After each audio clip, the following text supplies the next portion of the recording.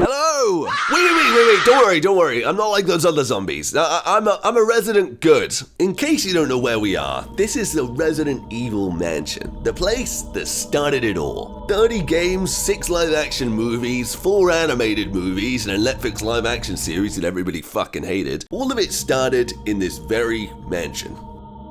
Kind of. So I bought this game having never played a Resident Evil game before. I knew the modern remake started at 2, so I was fairly certain this was the original. Only after playing for a concerningly long time did it hit me.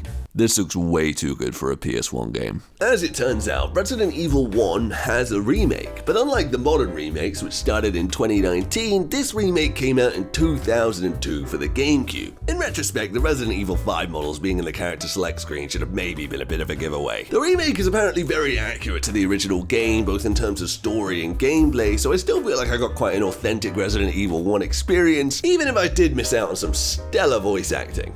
But just take a look at this. It's Forrest. Oh my god. The game opens with a group of Special Forces officers called STARS sent to investigate a series of murders in the mountains. Things go wrong when they discover the team that has been sent before them has all been eaten by zombie dogs. If that wasn't bad enough, Brad fucks off with a helicopter, leaving all the remaining members stranded in the woods with their only point of safety being this giant mansion. You can choose to play as either Jill or Chris, who both have different storylines and slight differences in gameplay. I chose to play as Chris, which for reasons that will soon become apparent was a massive mistake. So Chris, Jill, and their captain Wesker all enter the main hall of the mansion. They hear a gunshot in the distance, to which Chris, played by you, goes off to investigate, only to find fellow STARS member Kenneth being eaten by a zombie. Chris runs back into the main hall, only to find Wesker and Jill now missing. From here, you have to explore the mansion to try find a way out, which involves finding items like keys, cranks, and demonic masks, and using them to unlock more areas of the mansion. This is where the first issue with playing as Chris cropped up. See, Chris only has 6 item slots, whereas Jill has 8. And whilst yes, that's only a difference of 2 item slots, it makes a world of difference considering every fucking item in this game takes up a slot. Guns, ammo, heals, keys, fucking dog whistles, every single one of them takes up its own slot. And when you pick up an item, you have no idea whether or not it's going to be needed in 5 minutes or 5 fucking hours. You also can't temporarily put an item down, or combine an item if your inventory's full, or swap an item, or do literally anything that would make the experience even remotely less miserable. In practice, this means a significant amount of gameplay is spent running back and forth to the safe room to drop off an item, which would be fine if there was an 8-second long door opening animation every time you go through a door. And God forbid you run into an enemy on the way. This game, like the original, has fixed camera angles, which is a game design decision that you rarely see nowadays. For good reason. In its defense, fixed camera angles can lead to some incredibly cinematic moments and cool shots that you wouldn't get with just an over-the-shoulder camera. But all of that goes out of the fucking window when you can't see the zombie that's directly in front of you. By the end of the game, you eventually just learn to point your character in the general direction of the enemy and pray that the auto-aim takes care of the rest. So Chris explores the mansion and learns more about what happened to the people here. He learns that the zombies here are researchers, and the virus they were studying called the T-virus was leaked, which is what turned them all into zombies. This is all confirmed when you find your comrade Forrest, who you initially assume is dead, only for him to get right back up as a zombie. I never liked Forrest anyway. Chris eventually runs into 2 STARS members, Richard and Rebecca. Rebecca is a paramedic and is treating Richard's wounds since he's apparently been bitten by a snake. He seems to have been bitten by a poisonous snake, but the size of the bite mark is huge. It's not just any ordinary snake. Take my word for it. He needs serum. I left it in another room. I'll go get it.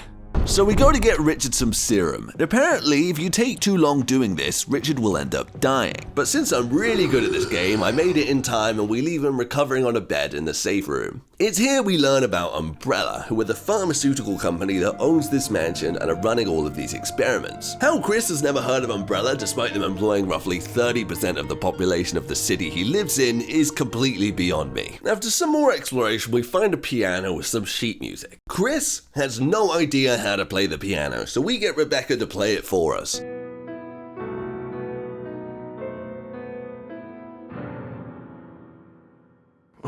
What was that? Okay, Chris, there's no need to physically recoil just because she missed a note. Need I remind you that this was your attempt at playing?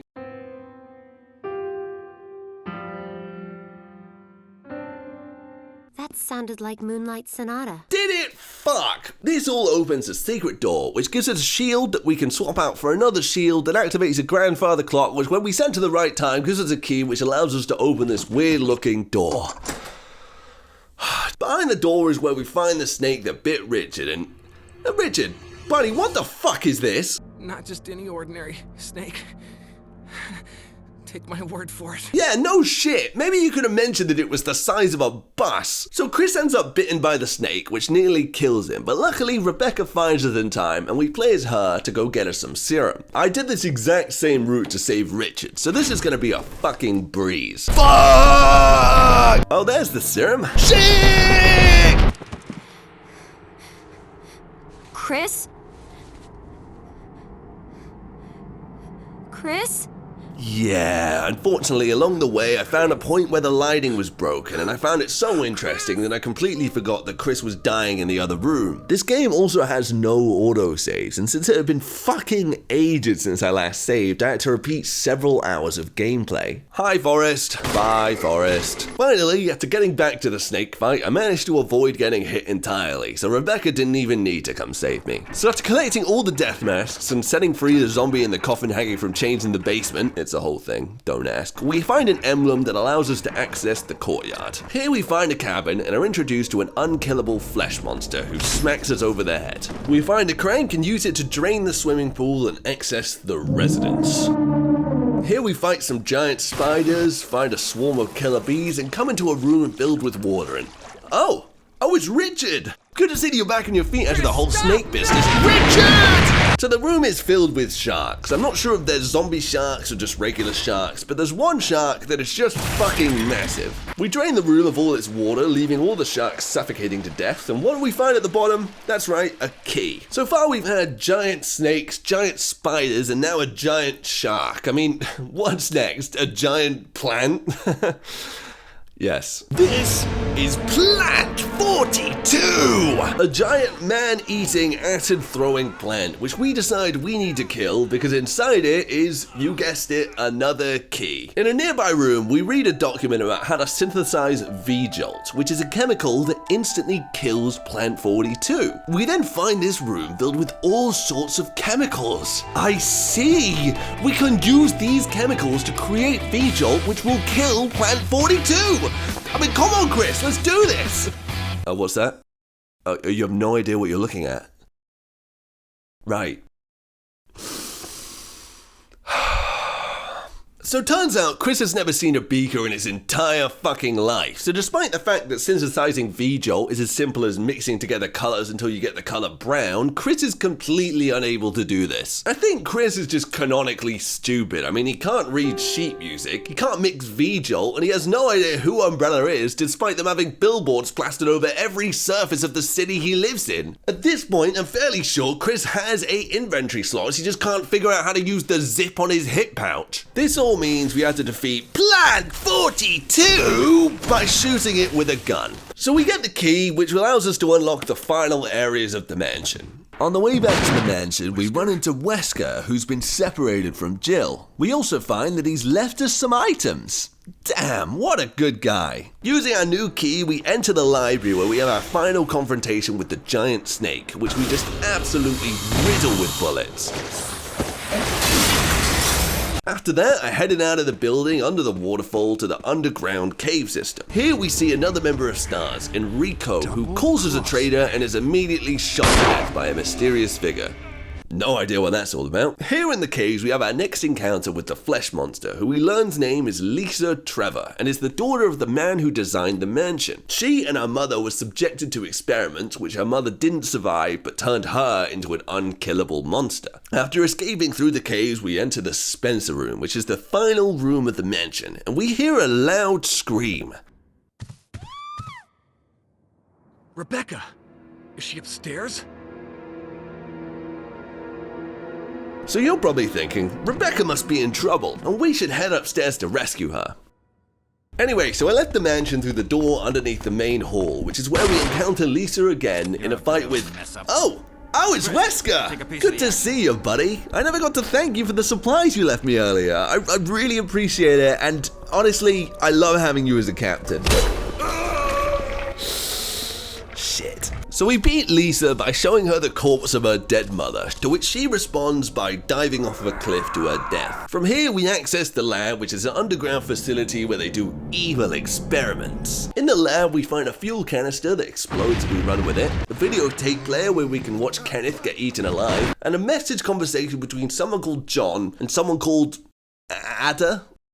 No idea who that could be. We find a slideshow of the experiments that Umbrella has been doing, and who's that in the last slide? No, it can't be. It's Wesker. He was working for Umbrella this whole time. And do you have any reaction to this, Chris?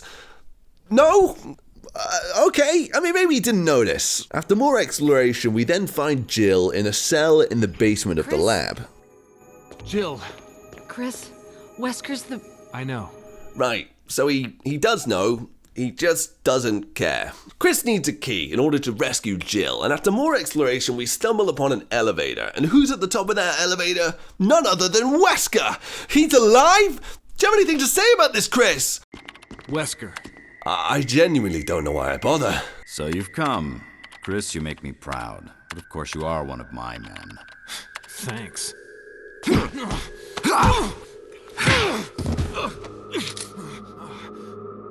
Since when, Wesker? I'm afraid I don't know what you're talking about. Since when have they been slipping you a paycheck? I think you're a bit confused. I've always been with Umbrella. Instead of just killing us, Wesker reveals Tyrant, the ultimate life form, which promptly stabs him through the chest. So we fight Tyrant, who dies in surprisingly few bullets, like I'm talking an underwhelming amount of bullets. We get the key from Wesker, which means we can now rescue Jill. We then head to the roof where Brad is supposedly waiting in the chopper. On the way, we're picking up tons of ammo and heals, so they're clearly gearing us up for something big. We take the final elevator to the roof and watch with bated breath as Jill and Chris get in the chopper and leave? Well, that was incredibly underwhelming. After finishing the game, I was quite confused and did some research. I found out that in order to get the true ending, you have to get to the rooftop with both Jill and Rebecca. Which begs the question, where is Rebecca during all of this? Yeah, she died. Turns out, when you hear a scream in the mansion, you're supposed to immediately stop what you're doing and head upstairs to save her. But I just kind of assumed that I would come to find her naturally over the course of the story, meaning she was brutally murdered by a giant lizard. So in order to get the true ending, it was looking like I was going to have to go back and play the entire game again. Luckily for me though, by some grace of God, I had a save right before she screams, meaning I only had to repeat like 2 hours of gameplay rather than like 10. So rinse and repeat the entire lab section, and when we take the elevator up to fight Wesker, look who shows up! Rebecca! Repeating that whole section was an absolute pain, but luckily she's here now and she's alive, and that's not changing anytime soon, and oh, for fuck's sakes! Okay, so she's fine since she was wearing a bulletproof vest. I don't know why they have to fucking tease us like that. We rescue Jill and head up to the roof where BAM! Out pops Tyrant for round 2. This time he means fucking business, and you have to stop him from brutally killing Rebecca. After several minutes of fighting, Brad throws us a rocket launcher which we use to blow Tyrant the fuck up.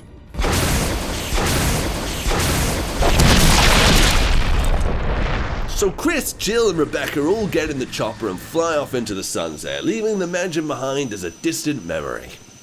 And then it blows up.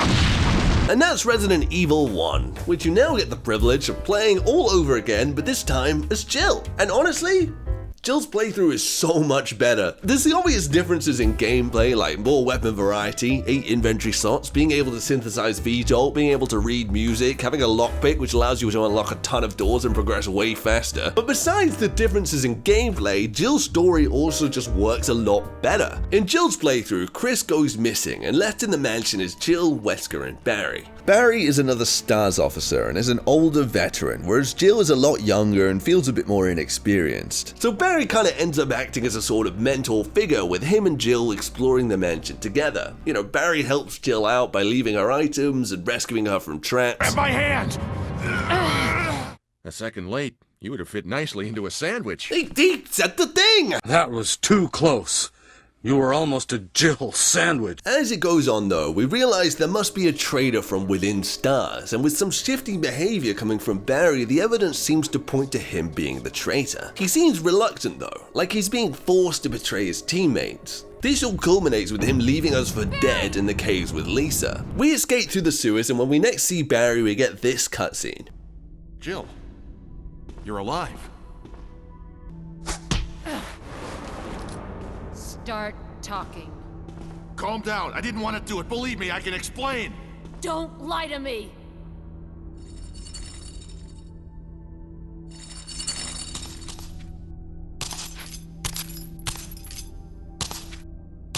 No time to talk. Jill, hand me my gun. Here we can choose to either give him back his gun or keep it for ourselves, which results in him getting knocked off the edge by Lisa. Whilst his gun is fucking awesome, in order to get the true ending, you do have to give it back to him. For some reason, after this, we kind of just go on like nothing happened. I mean, Barry doesn't even give an explanation as to why he betrayed her, but apparently, them fighting Lisa together was enough that all is forgiven. So we explore the lab for the third and hopefully final time, and when we get to the Wesker Tyrant fight, bam! Out pops Barry! Barry obviously betrays us immediately, but it's revealed that Wesker is threatening Barry's family. Oh, don't blame Barry for everything. I hear that his better half and 2 lovely daughters will be in danger if he doesn't do everything I tell him to. Barry, go up on the ground and wait there. Barry. You gotta love Barry. He must really be afraid of Umbrella.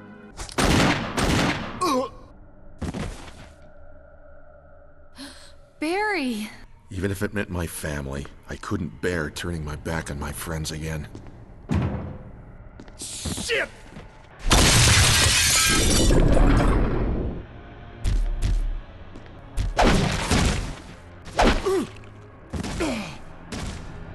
You viral cultured freak! Overall, the sequence just works a lot better than in the Chris playthrough. For starters, she actually seems surprised that Wesker is behind this, which is helped by the fact that Chris doesn't just spoil the reveal like Jill did. Jill, there's something big going down, and I don't think we're part of the equation. Secondly, having Wesker only release Tyrant as a last resort makes way more sense than him just releasing Tyrant just to show off to Chris. Hey Chris, take a look at this! I also think just not knowing where Barry's allegiances lie makes for a far more interesting plotline than whatever's going on with Rebecca. So after defeating Tyrant, Jill, Chris, and Barry all head up to the roof where they fight Tyrant for the final time, with Jill being the one to land the final blow with the rocket launcher.